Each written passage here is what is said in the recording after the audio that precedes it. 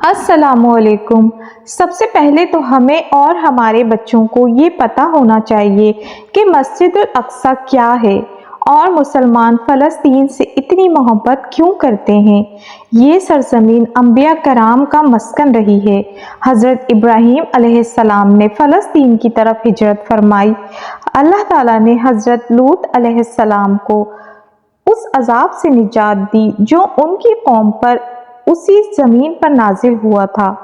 حضرت داؤد علیہ السلام نے اسی سرزمین پر سکونت اختیار کی تھی اور وہیں پر اپنا ایک محراب بھی تعمیر فرمایا تھا۔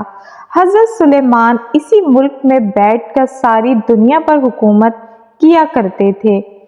چیونٹی کا وہ مشہور قصہ جس میں ایک چیونٹی نے اپنی باقی ساتھیوں سے کہا کہ اے چیونٹیوں اپنے بلوں میں گھس جاؤ، یہیں اس شہر میں وہ واقعہ عسقلان کی ایک وادی میں پیش آیا تھا جس کا نام بعد میں وادی نمل یعنی چیونٹیوں کی وادی رکھا گیا تھا، اور قرآن پاک میں ایک سورت سورہ نمل کے نام کے ساتھ موجود ہے جس میں چیونٹیوں کا واقعہ موجود ہے۔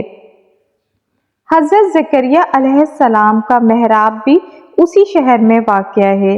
حضرت موسیٰ علیہ السلام نے اسی ملک کے بارے میں اپنے ساتھیوں سے کہا تھا کہ اسی مقدس شہر میں داخل ہو جائیں۔ انہوں نے اس شہر کو مقدس، اس شہر کے شرک سے پاک ہونے اور انبیاء علیہ السلام کے مسکن ہونے کی وجہ سے کہا تھا۔ اس شہر میں کئی معجزات وقوع پذیر ہوئے جن میں ایک کنواری بی بی حضرت مریم علیہ السلام کے بطن سے حضرت عیسیٰ علیہ السلام کی ولادت مبارکہ بھی ہے۔ حضرت عیسیٰ علیہ السلام کو جب ان کی قوم نے قتل کرنا چاہا تو اللہ تعالیٰ نے انہیں اسی شہر سے آسمان پر اٹھا لیا تھا۔ ولادت کے بعد جب عورت اپنے جسمانی کمزوری کی انتہا پر ہوتی ہے، ایسی حالت میں بی بی مریم کا کھجور کے تنے کو ہلا دینا بھی ایک معجزہ الہی ہے، اور یہ واقعہ بھی اسی شہر میں پیش آیا تھا۔ قیامت کی علامات میں سے ایک حضرت عیسیٰ کا زمین پر واپس تشریف اسی شہر کی زمین سفید مینار کے پاس ہوگا۔ اس شہر کے مقام باب لد پر حضرت عیسیٰ مسیح دجال کو قتل کریں گے۔ فلسطین ہی ارض محشر ہے۔ اس شہر میں یاجوج ماجوج کا زمین میں قتال و فساد کا کام شروع ہوگا۔ اس شہر میں وقوع پذیر ہونے والے قصوں میں سے ایک قصہ طالوت اور جالوت کا بھی ہے۔ فلسطین کو نماز کی فرضیت کے بعد مسلمانوں کو قبلہ اول ہونے کا اعزاز بھی حاصل ہے، یعنی مسلمان پہلے خانہ کعبہ کے بجائے مسجد الاقصی جو کہ فلسطین میں موجود ہے کی طرف رخ کر کے نماز ادا کیا کرتے تھے۔ ہجرت کے بعد حضرت جبرائیل علیہ السلام دوران نماز ہی اللہ تعالیٰ کے حکم سے نبی کریم علیہ السلام کو مسجد الاقصی سے بیت اللہ یعنی مکہ مکرمہ کی طرف رخ کرا گئے تھے، اور اس کے بعد مسلمانوں کا قبلہ قیامت تک مکہ مکرمہ ہی رہے گا۔ جس مسجد میں یہ واقعہ پیش آیا وہ مسجد آج بھی مسجد قبلہ تین کہلاتی ہے۔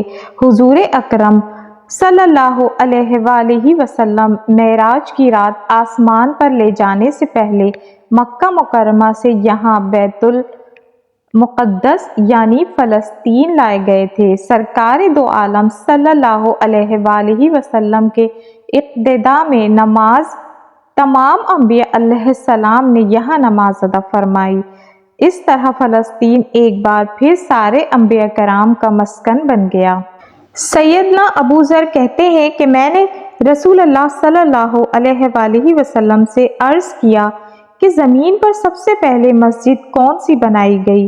تو آپ صلی اللہ علیہ وآلہ وسلم نے فرمایا کہ مسجد الحرام یعنی خانہ کعبہ۔ پھر میں نے عرض کیا کہ پھر کون سی بنائی گئی؟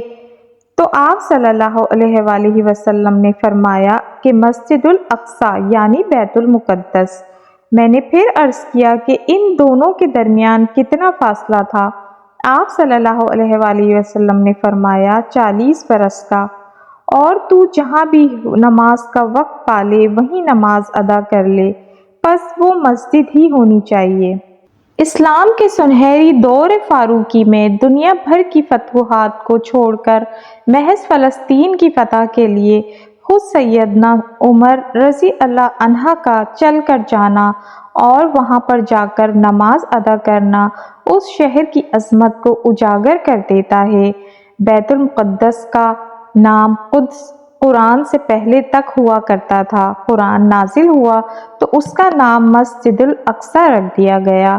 قدس اس شہر کی اس تقدیس کی وجہ سے ہے جو اسے دوسرے شہروں سے ممتاز کرتی ہے۔ اس شہر کے اصول اور اسے رومیوں کے جبر و استبداد سے بچانے کے لیے 5000 سے زیادہ صحابہ کرام نے جام شہادت نوش کیا اور شہادت کا باب آج تک بند نہیں ہوا، سلسلہ ابھی تک چل رہا ہے۔ یہ شہر اسی طرح شہیدوں کا شہر ہے۔ اور آخر میں فلسطین کی عظمت کا اندازہ اس بات سے بھی لگایا جا سکتا ہے کہ یہاں پر پڑھی جانے والی ہر نماز کا اجر 500 گنا بڑھا کر دیا جاتا ہے۔ پلیز ویڈیو اچھی لگی ہو تو لائک، شیئر اینڈ سبسکرائب ضرور کر کے جائیے گا۔ جزاک اللہ۔